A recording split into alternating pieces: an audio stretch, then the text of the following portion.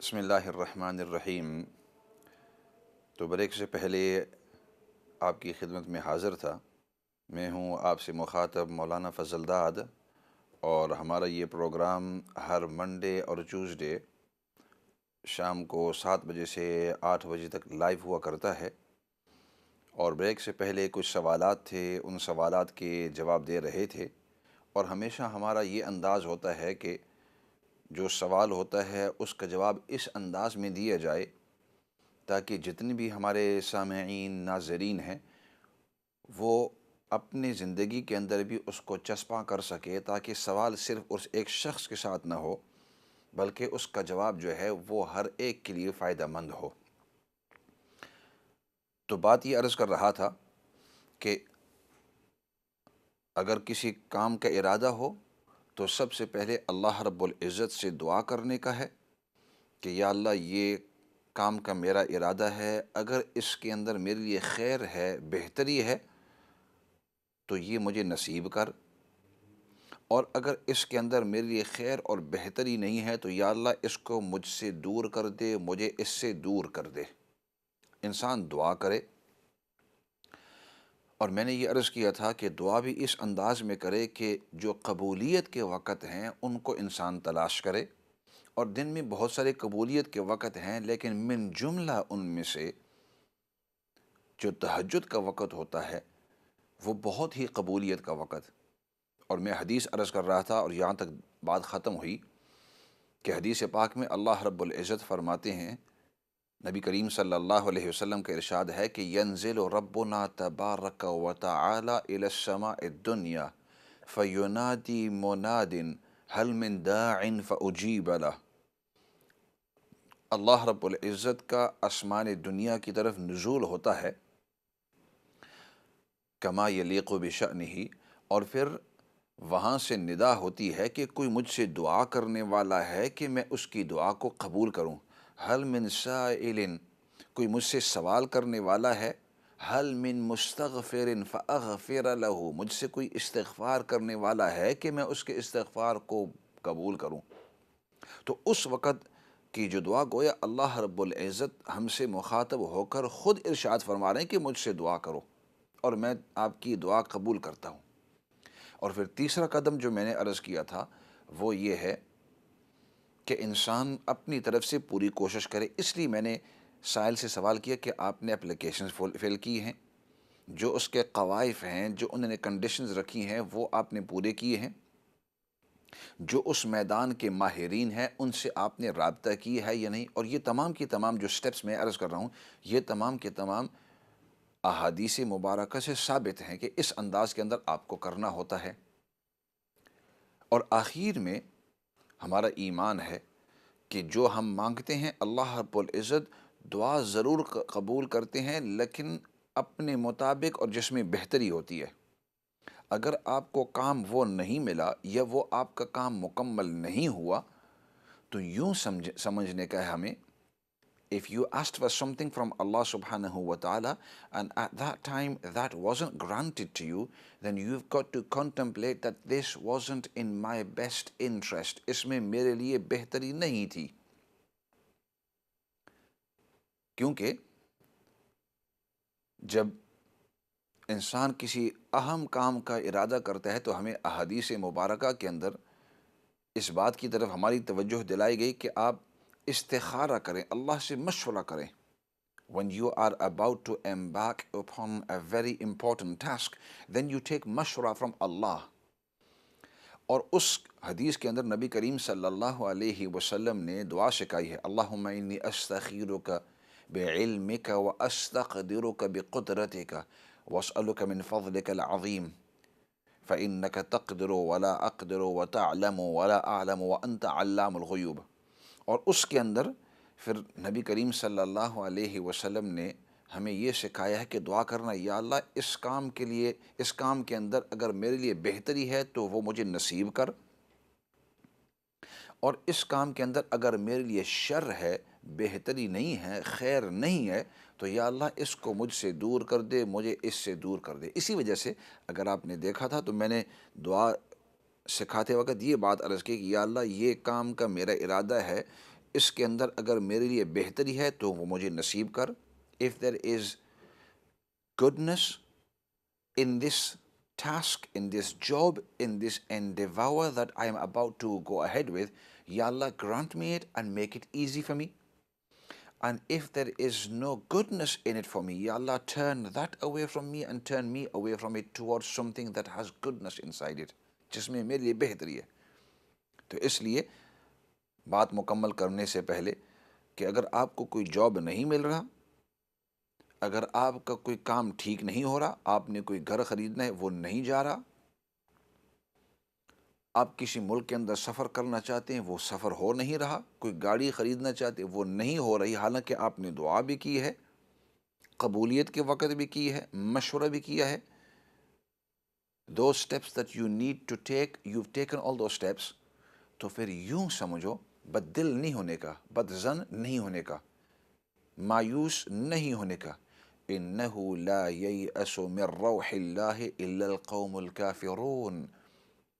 نا امیدی مسلمان کی خصلت نہیں ہے. It's not amongst the qualities of a Muslim to be absolutely hopeless about something. مسلمان always has hope. تو اس لیے کوشش کرتے رہیں، دعا کرتے رہیں، اور یوں سمجھتے رہیں کہ اس میں میرے لیے بہتری نہیں ہے. باقی دوسرا جو سوال، بلکہ آخرلا سوال عرض کر کے پھر دوسری کی طرف آتا ہوں، کہ آپ نے پوچھا کہ ہم جب روزہ رکھتے ہیں تو ٹائم ٹیبل کے اوپر ایک وقت دیتے ہیں، فار ایگزامپل 2:30 بجے کا وقت، کہ 2:30 بجے آپ اپنا روزہ فلاں دن اب شروع کر دیں، کھانا پینا بند کر دیں، اور پھر آپ دیکھتے ہیں کہ جو اذان ہوتی ہے وہ 10-15 منٹ کے بعد ہوتی ہے. تو حقیقت میں مسئلہ تو یہی ہے کہ جو ہی آپ کی سحری ختم ہوتی ہے تو اس وقت فجر کا وقت شروع ہو جاتا ہے. when your sehri completes, then the fajr time begins. But those people who are making the timetables, they always want to be very cautious. وہ احتیاط برتتے ہیں. تو اگر وہ وقت جو ہے سحری کا 2:30 بجے پورا ختم ہوتا ہے تو وہ اس طرح کریں گے، 5 منٹ پہلے کا وقت لکھ دیں گے. کیوں؟ کسی کی گھڑی 2 منٹ آگے ہو پیچھے ہو تو ایسا نہ ہو کہ اس کے اندر اگر ایگزیکٹ ٹائم بتلایا آپ کو تو اس کے اندر یہ ہوگا کہ اگر آپ کی گھڑی آگے پیچھے ہوئی تو اوور ٹائم جانے کی وجہ سے آپ کا روزہ ضائع ہو جاتا ہے. اور اسی وجہ سے، اسی طریقے سے پھر جو فجر کا بگننگ ٹائم ہے وہ ٹائم ٹیبل کے اوپر 5-10 منٹ ذرا دیر سے رکھتے ہیں. کیوں؟ اگر آپ کی گھڑی ذرا تیز ہوئی اور آپ کی گھڑی کہہ رہی کہ 2:30 ہو گئی جی اب وقت ہو گیا، حالانکہ وہ غلط تھی، تو ابھی فجر کا وقت شروع نہیں ہوا ہے، آپ نے اذان دے دی یا آپ نے نماز پڑھ لی اور وہ نماز ہوئی نہیں، وہ اذان ہوئی نہیں. تو اس لیے ٹائم ٹیبل کے اوپر جو ٹائم ٹیبل لکھنے والے ہوتے ہیں وہ روزے کو 5-6 منٹ جلدی ختم کر دیتے ہیں، حالانکہ اس اپنے ٹائم سے احتیاط کی وجہ سے، اور جو نماز کے شروع کا ٹائم ہے وہ 5-10 منٹ ذرا لیٹ کرتے ہیں، وہ اسی وجہ سے تاکہ وہ احتیاط ہو. اسی وجہ سے اگر آپ دیکھیں، that's why if you see that the time for مغرب پورے سال کے اندر ایک خاص وقت ہے، لیکن رمضان کے اندر وہ 5-6 منٹ اس کو اور دیر سے کر دیتے ہیں تاکہ اگر کسی کی گھڑی ٹھیک نہ ہو، وہ آگے ہو جائے یا پیچھے ہو جائے، تو اس شخص کا روزہ وہ ضائع نہ ہو جائے. تو اس لیے وہ 5-10 منٹ جو ٹائم ہوتا ہے ٹائم ٹیبلز کے اوپر ایسا رکھتے ہیں. باقی جو آپ نے غزہ کی حالت کی طرف ہماری توجہ دلائی، تو بڑے دکھ کے ساتھ، جیسے میں نے اپنے پچھلے پروگرام کے اندر بھی، in our previous program as well, I spoke about it with intensity and extensively، بڑی تفصیل سے میں نے بات کی تھی کہ جس انداز میں وہاں ظلم ہو رہا ہے، the amount of ظلم that is taking place is incomprehensible. انسان اس کو اب برداشت نہیں کر سکتا، ہم دیکھ نہیں سکتے. گزشتہ کل ہی آئی ٹی وی والوں نے ڈرون کے ذریعے یا ایئر کے ذریعے انہوں نے جو پکچرز لیے، اور میں ہمیشہ مستر اس لیے بتلاتا ہوں، ریفرنس دیتا ہوں کہ فلاں نے اس لیے کیا تاکہ کوئی شک کرے تو ان کے اوپر صحیح. انہوں نے وہاں سے کہ یہ پوری بلڈنگیں تھی، ایروپلین سے، یہ پوری بلڈنگیں تھی. اب دوسرا پکچر انہوں نے دکھایا کہ ایوری تھنگ از فلیٹن، بالکل سب کچھ میلوں میل تک جیسے بلڈوزروں نے آ کر اس کو بالکل ختم کر دیا ہے. It's the whole area has been flattened. یہ تو علاقے کے، اور انسانوں کے اوپر ظلم کی بات یہ ہے کہ جان بوجھ کر جو بچے ہیں ان کو سنائپر کے ذریعے ان کے سر کے اندر گولی مار کر ان کو ختم کر دینا، یا ان کے چیسٹ کے اندر، ان کے سینے کے اندر گولی مار کر ختم کر دینا. اور ظلم بعضوں کو ان کی جو پیشاب کی جگہ ہے، ان کے گروئن ایریا جو پرائیویٹ ایریا ہے، اس کے اندر دور سے وہ ٹارگٹ کر کے ڈاکٹرز آ کر وہاں سے، امریکن ڈاکٹرز، مہدی حسن اس دن پوری تفصیل سے پورے ریفرنسوں کے ساتھ ڈاکٹرز کے نیمز لے کر. اور یہ اس لیے ظلم بھی ہے کہ اگر دور سے کوئی سنائپر ویسے اگر گولی چلاتا ہے تو کسی کو لگے کسی کو نہ لگے کہ وہ الگ بات ہے، مشین گن کے ذریعے. لیکن اگر وہ ٹارگٹ کرتے ہیں تو چھوٹے چھوٹے ننے بچوں کو آپ دیکھ رہے ہیں کہ وہ آرام سے کھڑے ہیں، کتنے دنوں سے وہ بھوکے ہیں. they are starving from so many days, and now you can see pictures on them on the some of the media are still censoring them, and you can see that the meat has almost begin to finish from their body, and you can see their bones and their ribs. ان کے جو یہاں سے پسلیاں جو ہیں وہ بالکل نظر آ رہی ہیں، گوشت جو ہے ان کا پگھلنا شروع ہو گیا. اتنے بھوکے ہیں وہ بیچارے، بچے، بوڑھے، مرد، عورتیں. اور جو ہسپتالیں ختم کر کے اور ان کے اندر جو اتنے بیمار تھے، جو وینٹیلیٹرز یا آکسیجن کے اوپر، ان کی حالت کیا ہوگی. لیکن اس کے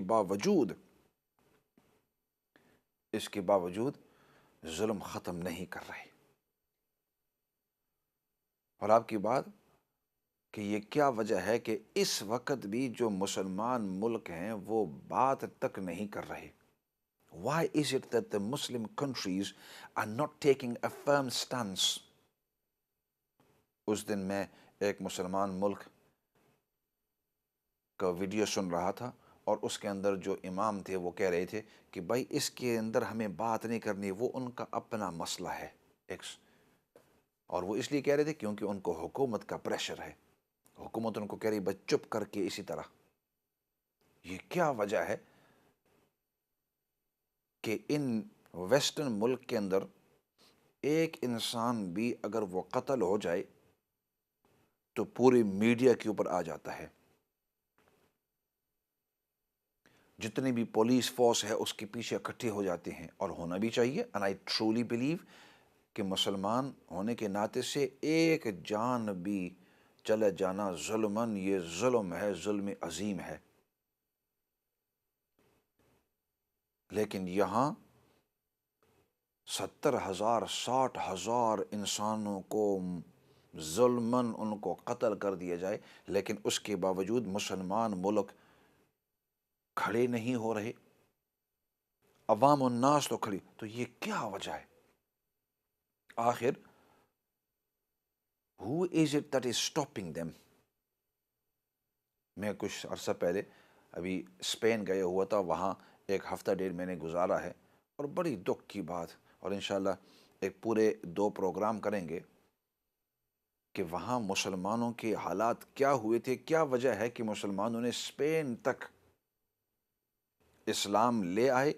اور وہاں ہر آدمی، چاہے وہ مسلمان، چاہے وہ نصرانی، چاہے وہ جوئش پرسن، چاہے وہ کوئی اور مذہب کے ہوں، they were all living together beautifully. And I went to Alhambra, I went to Granada, غرناطہ میں گیا. And because I know a bit of history and I learned more about it, I went to Cordoba, and there were the Jewish quarters and the Muslim quarters, and they were all living beautifully between themselves. اور پھر وہاں جو انحطاط آیا، when the degradation began and the decline of the Muslims, میں نے اس کو کافی study کیا، اور وہی بات جو کالر جس کی طرف اشارہ کر رہے تھے کہ جب ہم نے اپنے دین کو چھوڑ دیا، دنیا کے اندر مشغول ہو گئے، اور دوسری کی ہمدردی ہمارے ذہن سے دل سے نکل گئی، تو اس وقت پھر دوسروں پر بھی ظلم، اپنے پر بھی ظلم، دوسروں کی بھی عزتی، اپنی بھی عزتی، یہ ہمیں پھر اپنے سامنے دیکھنا پڑتا ہے۔ آج اگر مسلمان 10-15 ملک جو ہیں وہ اکٹھے ہو جاتے اور کہتے کہ بھائی جیسے اور کہیں کوئی ظلم ہوتا ہے تو وہاں چلے جاتے ہیں دوسرے ملکوں کی فوجیں اور کہتے ہیں کہ آپ کو روکنا ہے، یا اکٹھے ہو کر ان دوسرے ملکوں کو اپنے گھٹنوں تک بھی لے آ سکتے ہیں، یہ کیا وجہ ہے کہ اتنے زیادہ مسلمان 57 countries, O I C organisation of Islamic countries, O I C یہ 57 کنٹریز ہیں، اور اراؤنڈ دا ٹیبل بیٹھ کر یہ اس کے اوپر صرف کنڈیم کرتا ہے، یہ بھائی جو ہو رہا ہے وہ ظلم ہو رہا ہے، لیکن آگے بات نہ کرو۔ یہ کیا، یہ سمجھ نہیں آ رہی کہ اپنے سامنے ظلم دیکھ کر، ورنہ حق تو یہ تھا کہ از ملک ہونے کی حیثیت سے دوسرے ممالک کو بلاتے، ادھر آؤ جی، یہ ظلم ہو رہا ہے، اور اتنے انداز کے اندر۔ I was just reading Al Jazeera, again reference, today the 5th of August 2025, and they were quoting the UN agency. Daily, approximately, اگر آپ اندازہ لگائیں تو daily 28 children are being killed. Children, بچے 28 children are being killed every single day. معصوم، innocent. جو بڑے ہیں وہ اس کی تعداد تو الگ، مرد ہوں، عورتیں ہوں، بوڑھے، وہ تو الگ انداز، لیکن ایک چھوٹے چھوٹے بچے، اور ان کو کیا یہ کہا جاتا ہے کہ آپ کتنے ہفتوں سے بھوکے ہیں، آپ چل پھر بھی نہیں سکتے، ادھر آؤ، آپ کو کھانا دیتے ہیں۔ اور جب ادھر جاتے ہیں کھانا دینے کے لیے تو وہ ادھر بیٹھے ہوئے ہیں سنائپرز کے ساتھ، اور وہ ٹارگیٹنگ کلنگ، اس کو مذاق سمجھتے ہیں کہ اس کو بھی مار دو، اس کو بھی مار دو، اس کو بھی مار دو۔ یہ ہے ظلم کی حد۔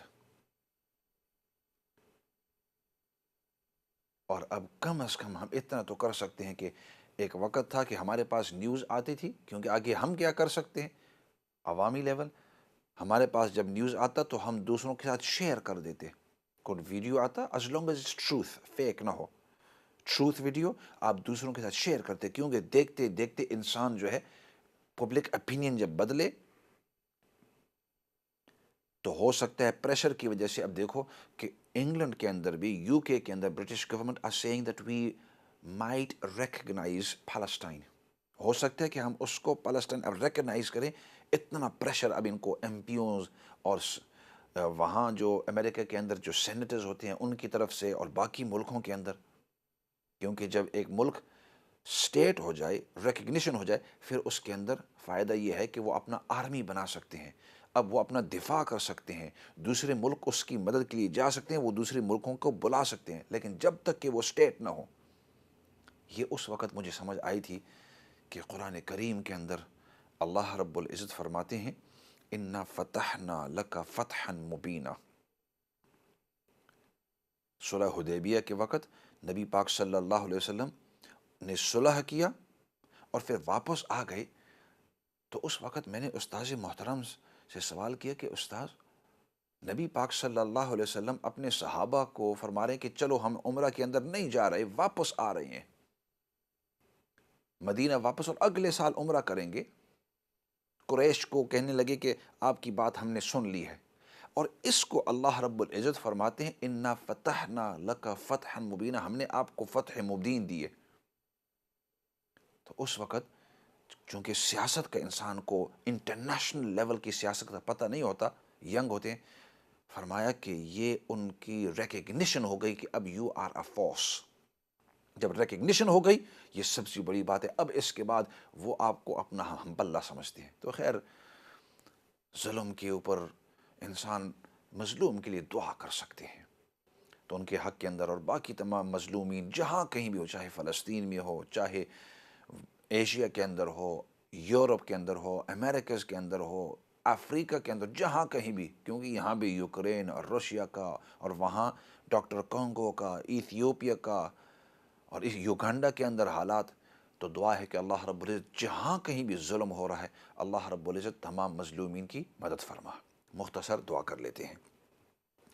الحمد للہ رب العالمین والصلاة والسلام علی سید الانبیاء والمرسلین محمد وآلہ وصحبہ اجمعین۔ یا رب العالمین تو ہم سب کو دین کی سچی اور صحیح سمجھ نصیب فرما۔ یا اللہ تو ہم سب کو دین پر استقامت نصیب فرما، اور یا اللہ جہاں کہیں بھی جس انداز کے اندر بھی ظلم ہو رہا ہے اس ظلم کو ختم فرما، مظلومین کی مدد فرما، اور جو ظالمین ہیں یا اللہ ان کو سمجھ دے صحیح، تاکہ وہ ظلم کرنے سے رک جائیں۔ یا اللہ نبی پاک صلی اللہ علیہ وسلم نے جو خیر کی دعائیں مانگی ہیں ان تمام کے اندر حصہ نصیب فرما، اور نبی پاک صلی اللہ علیہ وسلم نے جن چیزوں سے حفاظت مانگی ہے ان تمام چیزوں سے حفاظت نصیب فرما، اور سب سے بڑی بات وہ تیری رضامندی ہے دنیا اور آخرت کے اندر۔ یا اللہ تو ہم سب کو اپنی رضامندی نصیب فرما۔ سبحان ربک رب العزت عما یصفون وسلام علی المرسلین والحمد للہ رب العالمین برحمتک یا ارحم الراحمین۔ میں ہوں آپ سے مخاطب، آپ کا میزبان مولانا فضل داد، اور ہمارا یہ پروگرام ہر ہفتے منڈے اور ٹیوزڈے شام کو 7 بجے سے 8 بجے تک لائیو ہوا کرتا ہے۔ اسی کے ساتھ والسلام علیکم ورحمۃ اللہ وبرکاتہ۔